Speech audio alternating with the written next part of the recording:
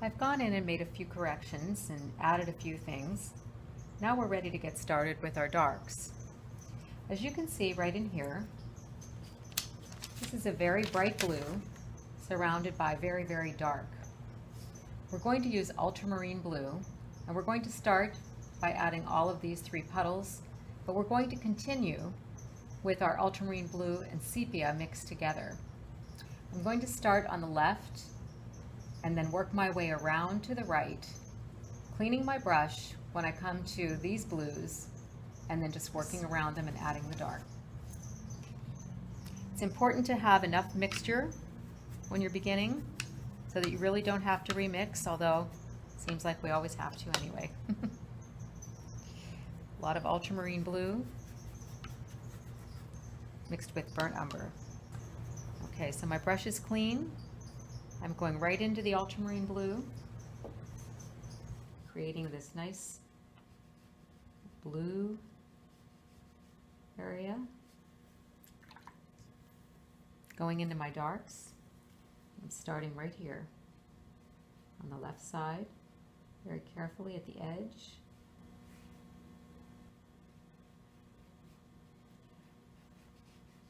The movement is to just kind of dab, dab, dab, picking up more color as soon as you start to see it lighten. And just continue to work off of wherever it's wet on that edge. Back and forth. I think I'll grab a little bit more ultramarine right now, just to give it some variety.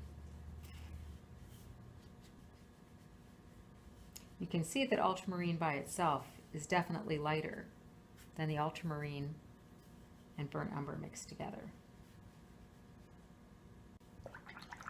Cleaning my brush,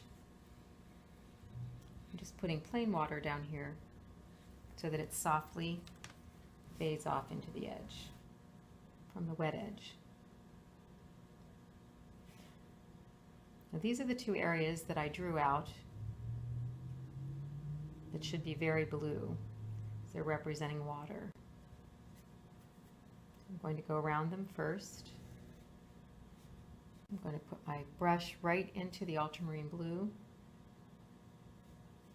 and look really lovely. Going from one section of your painting into another section is really a good way to continue working while you're letting something dry. As I look at my resource photo up here, what I can see is that this is all very dark, so I'm going to start to fill in my darks, since that's what we're working with right now. Now that most of this background is dry, I've really assessed my photograph, and I can see that there's a little bit more yellow right up and through here, yellow with blue on top. So I've decided that I'm going to do a yellow wash. Got a very clean brush again, and some diluted yellow, the Nicolazo yellow. So I'm going in there and dropping that yellow in. Then I'll be going on top and dropping the gray on top of it. This is going to make the water look reflective. There's less yellow down in this area and more up on the top. Leaving some white on your watercolor is always a good idea. This area was much bluer and a little bit darker gray down here, more of a blue-gray. I got a little bit of my blue on my leaf and I don't want it there, so I'm using my lifter.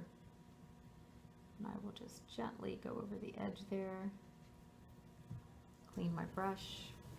I turned my watercolor paper upside down and I used the darkest dark right in through here, but then I washed it off so that the sky would appear lighter. You always want your darkest dark next to your lightest light. I'm going to let it dry now. Our watercolor is fairly dry. One last thing that I've decided I'm going to do to this one is to put a glaze of ultramarine blue over the whole bottom shadow. I like it, but it's just a little mottled, and I think that a little bit of blue will enhance it, make it look really good. And I'm also going to glaze over just a little bit with a very, very light blue to push those flowers back just a bit.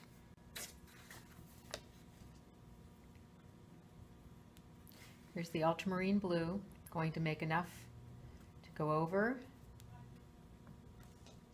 make it wet enough that I can move with it. I'm going to start on the left.